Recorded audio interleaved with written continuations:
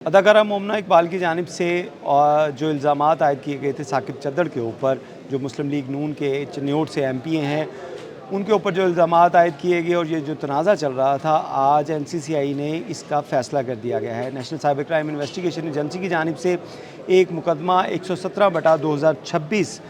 जो है वो दर्ज किया गया है, जो मोमना इकबाल की मुद्दईयत में है, जिसके अंदर मोमना इकबाल की जानिब से जो इल्ज़ामात आयद किए गए थे उन तमाम की एनसीसीआई के मुताबिक तस्दीक कर ली गई है। और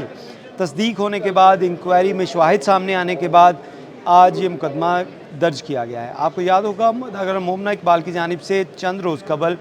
अपने सोशल मीडिया अकाउंट के ऊपर ये बात की गई थी कि उनको एक मुस्लिम लीग नून के एमपीए हरासा कर रहे हैं, उनको हरासगी का निशाना बनाया जा रहा है और ब्लैकमेल किया जा रहा है। उन्होंने किसी एमपीए का नाम जो है वो मेंशन नहीं किया था, लेकिन उसके साथ साथ उनकी जानिब से एनसीसीआई को एक ऑनलाइन पोर्टल के ऊपर जो एप्लीकेशन मूव की गई थी, जिसमें उन्होंने साकिब चद्दड़ का नाम लिखा था और कहा था कि एमपीए साकिब चद्दड़ जो हैं वो उनको हरासा कर रहे हैं, ब्लैकमेल कर रहे हैं। इसके ऊपर एनसीसीआई की जानिब से तहकीकात का आगाज़ किया गया और एनसीसीआई ने तहकीकात करते हुए आज साकिब चद्दड़ के ख़िलाफ़ मुकदमे का इंदराज तो कर लिया है, लेकिन साकिब चद्दड़ को बहुत बड़ी फेवर भी एनसीसीआई की जानिब से दी गई है। ये फेवर क्या है, इसके ऊपर आज हम बात करेंगे। साकिब चद्दड़ जो कि जिन्होंने अपना मोबाइल फ़ोन जो है वो फ्रांजिक के लिए एनसीसीआई को चंद रोज़ कबल जो है वो जमा करवाया था, और मोबाइल फ़ोन जमा करवाते हुए उन्होंने ये ज़राए की जानिब से ये बताया गया कि तमाम मोबाइल ऐप्स और जो उसके अंदर डाटा था उसको डिलीट कर दिया था। लेकिन एनसीसीआई की जानिब से इसको फ्रांजिक के लिए भिजवाया गया है, जहाँ से इसको जो है रिकवर तो किया जा सकता है, लेकिन एनसीसीआई अगर चाहती तो एविडेंस के जो ज़ाया करने की दफ़ात जो है वो इस मुकदमे में शामिल कर सकती थी। अभी तक जो मुकदमे के अंदर दफ़ात शामिल की गई हैं उसमें पीका एक्ट 2016 जो अमेंडमेंट हुई 2025 में, उसके तहत ये मुकदमा दर्ज किया गया है, और उसके साथ साथ 506 किसी को धमकियाँ लगाना और ट्रस्ट ब्रीच की दफ़ात जो है वो शामिल की गई हैं। इसके साथ साथ मोमना इकबाल की जानिब से जो दरख्वास्त दी गई थी उसमें साकिब चद्दड़ और उनकी अहलिया का भी जिक्र किया गया था, यानी कि साकिब चद्दड़ और उनकी अहलिया उनको हरासा कर रहे थे। तो ये चीज़ भी एनसीसीआई की तहकीकात के अंदर साबित हुई और एनसीसीआई की जानिब से मुकदमे का इंदराज करते हुए साकिब चद्दड़ और उनकी अहलिया का नाम जो है वो इस एफआईआर के अंदर जो एनसीसीआई ने 117/2026 दर्ज की है उसके अंदर शामिल किया गया है। लेकिन इनकी गिरफ़्तारी क्यों नहीं हो पाई, ये एक अहम सवाल है कि एनसीसीआई की जानिब से जो मुकदमा दर्ज किया जाता है उसमें ज़्यादातर लोग जो हैं उनको मुल्ज़मान को गिरफ़्तार करने के बाद जो है वो मुकदमे का इंदराज किया जाता है, लेकिन यहाँ पे क्योंकि साकिब चद्दड़ एमपीए हैं और इसी वजह से अभी तक उनकी गिरफ़्तारी अमल में नहीं लाई जा सकी। और ज़राए की जानिब से ये बताया गया कि 4 तारीख की रात को जब ये मुकदमे का इंदराज किया गया था तो उसके फ़ौरी बाद एनसीसीआई के कुछ लोगों की जानिब से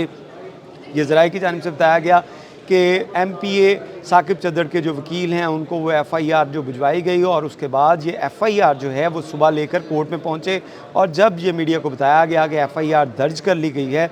तब तक साकिब चद्दड़ जो थे वो अदालत से ज़मानत ले चुके थे।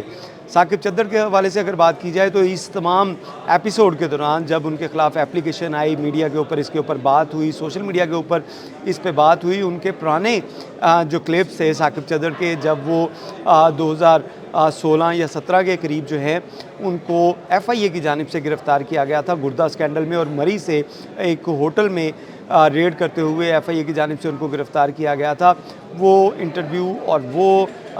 वीडियोज़ जो हैं वो भी काफ़ी वायरल हुई कि साकिब चद्दड़ गुर्दा स्कैंडल में मुलविस होने के बाद उनको गिरफ़्तार किया गया था, और उस केस के अंदर भी उनको एविडेंस ना होने की वजह से जो उस केस से बरी कर दिया गया था। और अब साकिब चद्दड़ के ख़िलाफ़ एनसीसीआई के मुताबिक तमाम जो एविडेंस हैं, जिसमें मोमना इकबाल की जानिब से बताया गया था कि उनको धमकी कमेज़ मैसेजेस भिजवाए जा रहे हैं, उनकी वीडियोज़, उनकी तस्वीर, जो उनके पास प्राइवेट तस्वीर जो मोमना इकबाल की साकिब चद्दड़ के पास थी, क्योंकि इनका रिलेशन आपस में को गुज़श्ता 5 से 6 साल पुराना है, तो इस दौरान बहुत से इन्होंने टूर भी किए और बहुत से लम्हात थे जो इन्होंने आपस में गुजारे। वो लम्हात की जो प्राइवेट पिक्चर्स थी वो साकिब चद्दड़ की जानिब से मुख्तलिफ़ लोगों को भिजवाई गई हैं। ऐसा कहना था मोमिना इकबाल की दरख्वास्त के अंदर, और NCCI की जानिब से जो मुकदमे का इंदराज किया गया है उसके अंदर भी ये बताया गया कि वाकई ही मोमिना इकबाल की जानिब से जो जो इल्ज़ामात लगाए गए थे उसकी तस्दीक की गई और उसके बाद ये मुकदमे का इंदराज किया गया। लेकिन साकिब चद्दड़ की जो है वो ज़मानत होने की बिना के ऊपर उनकी गिरफ़्तारी अमल में नहीं लाई गई। लेकिन दूसरी जानिब आपको ये बताते चले कि साकिब चद्दड़ की जो अहलियाँ हैं वो भी इस मुकदमे के अंदर मुलव्विस पाई गई हैं NCCI के मुताबिक, लेकिन उनकी गिरफ़्तारी के लिए भी अभी